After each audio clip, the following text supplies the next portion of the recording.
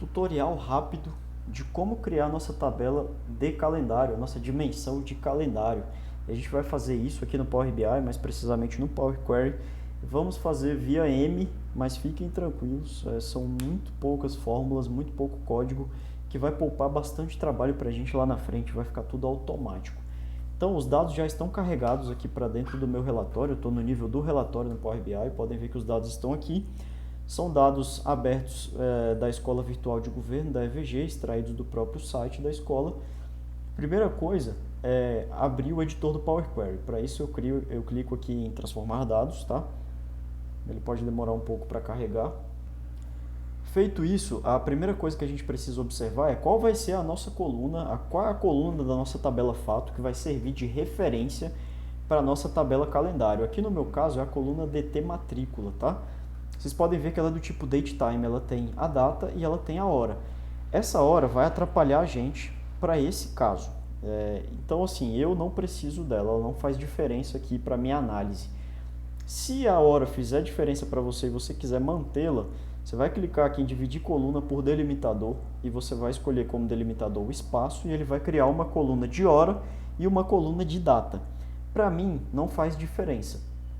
Na verdade, ela só está me atrapalhando aqui. Então eu vou clicar aqui em transformar, eu vou clicar aqui em extrair texto antes do delimitador e o delimitador aqui vai ser o espaço. Eu preciso digitar um espaço. Tá vendo que tem um espaço entre a data e a hora? Ele vai tirar tudo que vem depois do espaço para mim. Então eu vou dar um OK aqui, pronto. Era o que eu precisava, ficou só a data. Mas o Power BI inferiu que ela é do tipo texto. Isso aqui também vai dar problema se a gente deixar assim. Então é só clicar aqui e escolher o tipo certo, que é o tipo data. Pronto. Feito isso, nós já podemos começar a nossa tabela de calendário. Volta aqui na página inicial. Deixa eu dar um zoom aqui para a gente acompanhar mais de perto. Cliquei aqui na página inicial, vou aqui em nova fonte, consulta nula. É como se eu estivesse criando uma nova tabela com base na minha tabela anterior, tá? Essa é a minha consulta nula.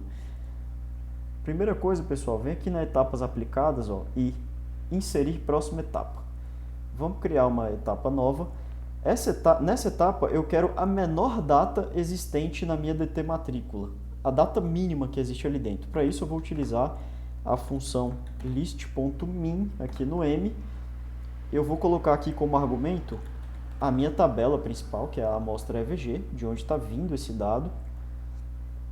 E eu vou colocar a coluna de data de referência, que é a minha DT matrícula. Feito isso, só dá o Enter. Vamos ver aqui, ele precisa achar qual é a menor data que tem ali dentro. Pronto, 1/1 de 2025. Achei a data mínima, venho aqui, clico em renomear e eu vou colocar isso aqui, eu vou guardar isso aqui como DTmin, que é a data mínima, beleza? Certo, se eu peguei a data mínima, agora eu preciso da data máxima. Qual é a maior data que existe ali dentro? Insira uma próxima etapa. Ele vai demorar um pouquinho para carregar, sempre espera. Posso apagar aqui o DTmin, que não vai alterar em nada. E eu vou colocar aqui o DTmax. Perdão, isso eu vou renomear depois. Se eu usei o list.min para menor data, para maior, list, tem que ser com L maiúsculo, list.max. E eu passo a mesma coisa aqui, a amostra EVG, DT matrícula, que é a minha coluna de data. Beleza, dou um Enter e bora ver aqui, depois que ele processar, ele tem que achar a maior data que existe aqui dentro. 31/12 de 2025. Renomeio para seguir o padrão, DTmin, aqui eu vou colocar DTmax. Vai ser DTmax. Beleza. Agora, a última informação que eu preciso para efetivamente criar a minha tabela de datas aqui, quantos dias transcorreram entre a data mínima e a data máxima? Eu já tenho, aí eu vou clicar aqui e inserir uma nova etapa. Eu já tenho também uma função para isso aqui no meu M, que é a função duration.days. Ela espera como argumento uma data máxima menos uma data mínima. Eu já tenho DTmax, que a gente acabou de criar, menos dt min. Bora ver qual é o resultado que vai sair disso daqui. Perceba que a gente tem um ano aqui entre as duas, né? Fiz alguma coisa errada aqui. Deixa eu colocar novamente. Duration.days.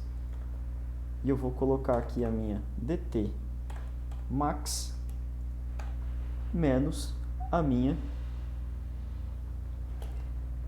dt min. Saio aqui e dou um enter.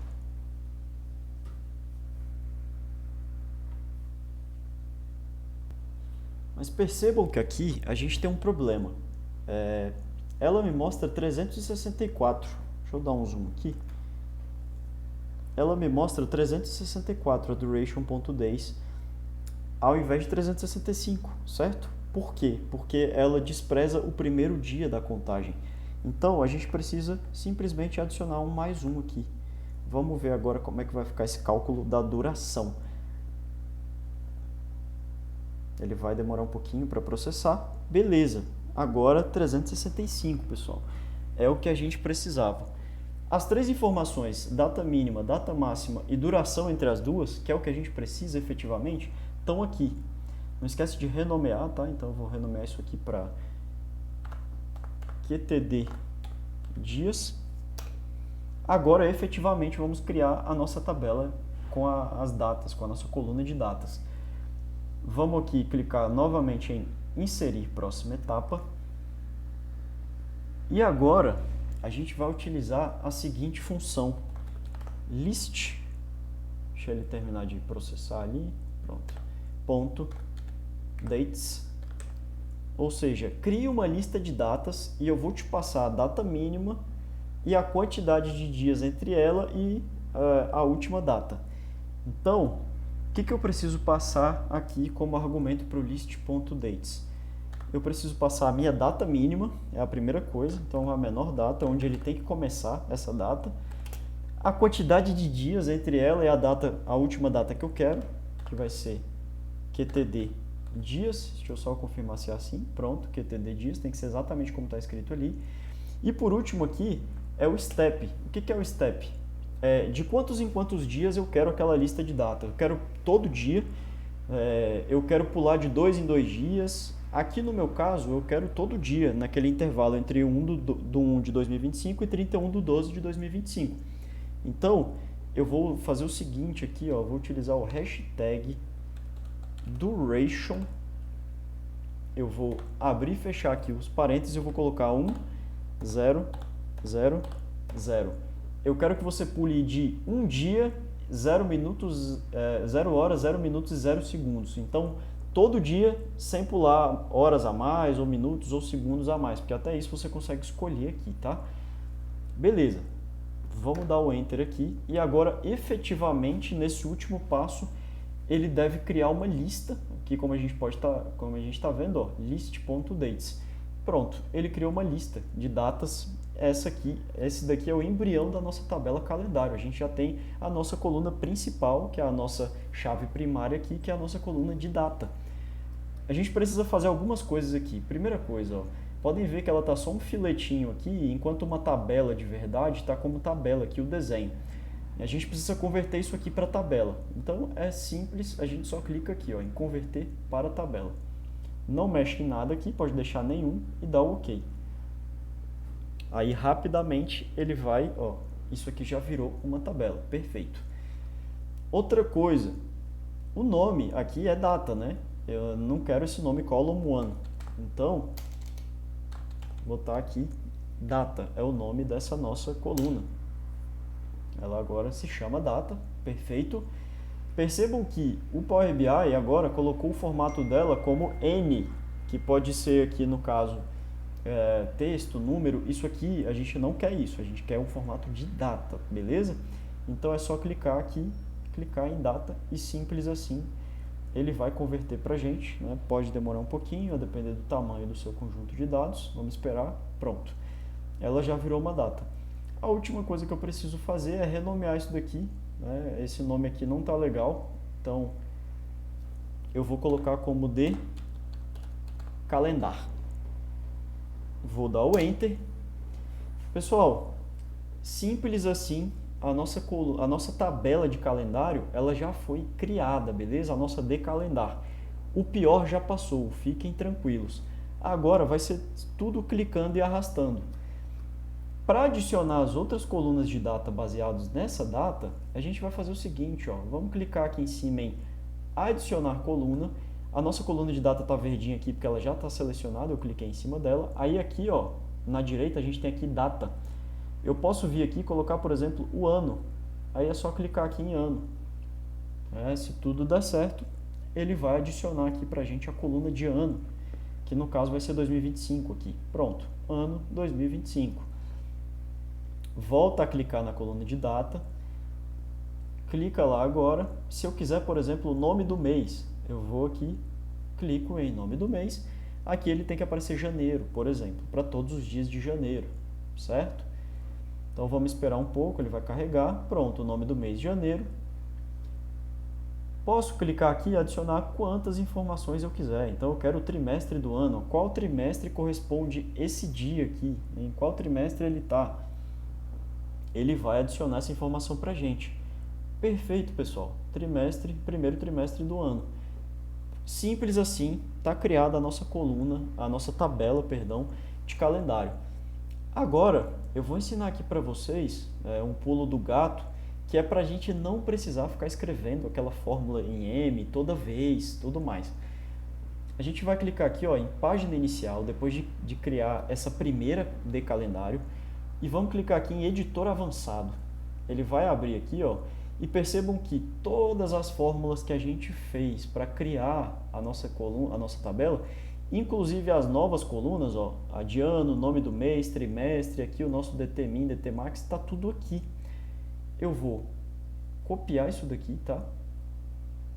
Vou dar um copy, pode fechar, não precisa fazer nada.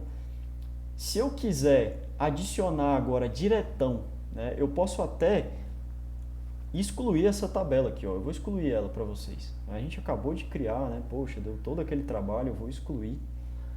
Tem certeza? Excluir. Beleza, ela não existe mais. Existe só a nossa amostra EVG. Eu só venho aqui, pessoal, ó, consulta nula. Clico aqui em editor avançado. Apago isso que está aqui. E dou um paste. Ele vai trazer tudo para cá, ó, toda aquela fórmula. Clico em concluído. Ele vai demorar um pouco naturalmente, porque ele vai carregar agora todos aqueles passos.